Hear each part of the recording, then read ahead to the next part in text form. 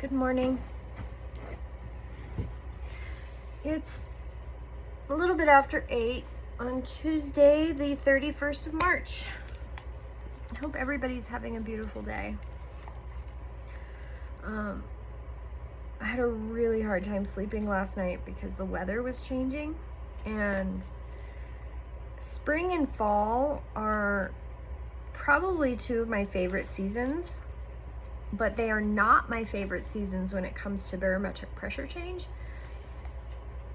I am extremely susceptible to barometric pressure change. So I have woken up on and off all night as the pressure swooped into the valley. We live in this big bowl, and so there's mountains literally all the way around. And when the weather comes over the mountains and it comes into this bowl, it brings this pressure with it, or it drops.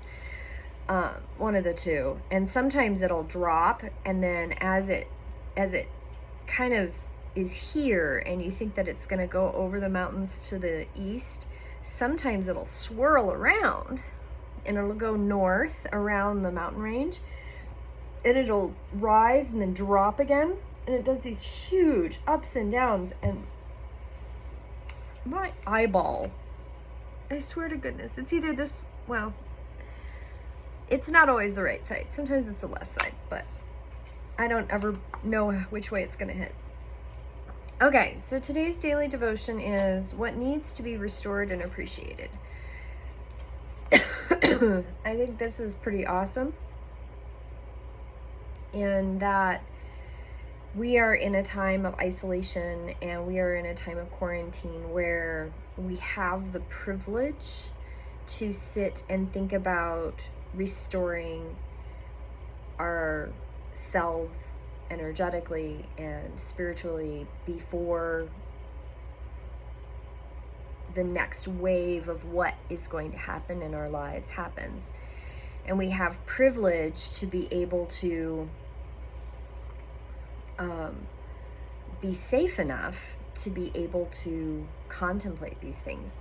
We live in a modern society where we have the privilege to work remotely or have support services to be able to keep ourselves floating. There are many people in the world that don't have that, and this virus and this shutdown is really hurting them. So really take advantage of giving thanks and being appreciative for what you have, and looking at what it is that you do that you can contribute.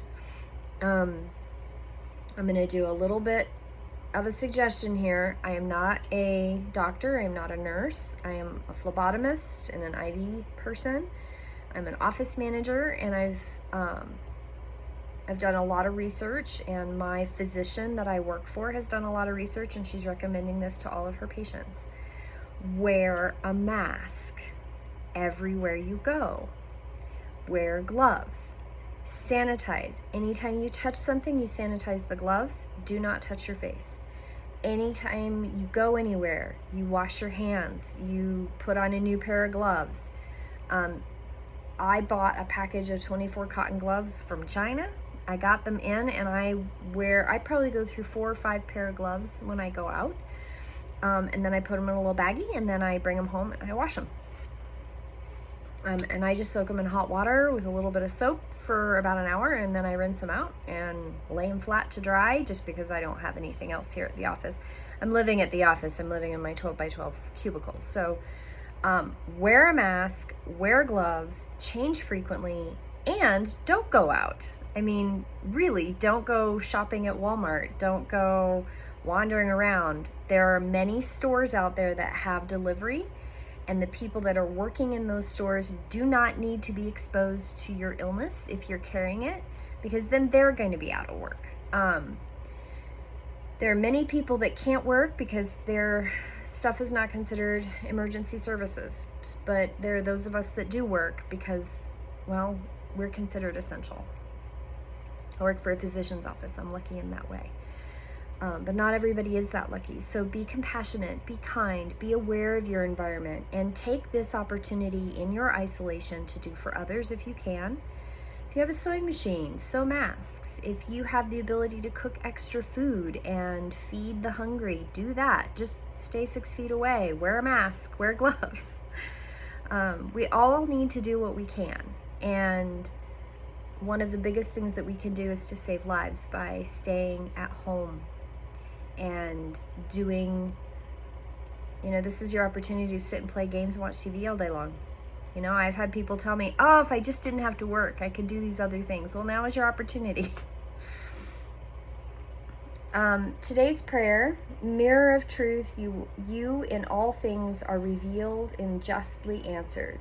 Although you are just, be also merciful as I enter your clear reflection. I am dazzled by your beauty and unchanging stillness. May the light of your truth lead me to the heart of this mystery. What are you reflecting on? What are the things that you need to work on for yourself? I encourage you today, be a little bit selfish with your time. Do some meditation, do some yoga, do some things that are just for you. This is the time to do it. These are the times to work on the self, because it's not always going to be this way. Isolation is not forever, and there will be lots of work out there for people to do. You may be unemployed right now. That may be a truth. But I'm going to tell you and challenge you to look at this differently. 3 weeks down the road, 6 weeks down the road, it's going to look more like 12 weeks down the road in reality. But down that road, there will be a lot of work that needs to be done. And we will all have to pitch in to support our society to build it back up again, because everything that we know of, the way this is going to break down. Our political system is going to break down. Our economic system is going to break down. We're already seeing it. And right now we're just trying to hold our head above water. And that's okay. But there's a lot of work that's got to be done. We cannot go back to a status quo of just riding along. That doesn't work. And participation in our government is necessary. And this happening in a political year is going to tempt people to re-elect the person that's in office right now. We need to look at a different system. We need to look at a Senate system. We need to look at an equal representation without a silly figurehead at the top. It doesn't work. And it's broken. So I have now talked about health and politics and spirituality all in one morning devotional. And I don't do that very often.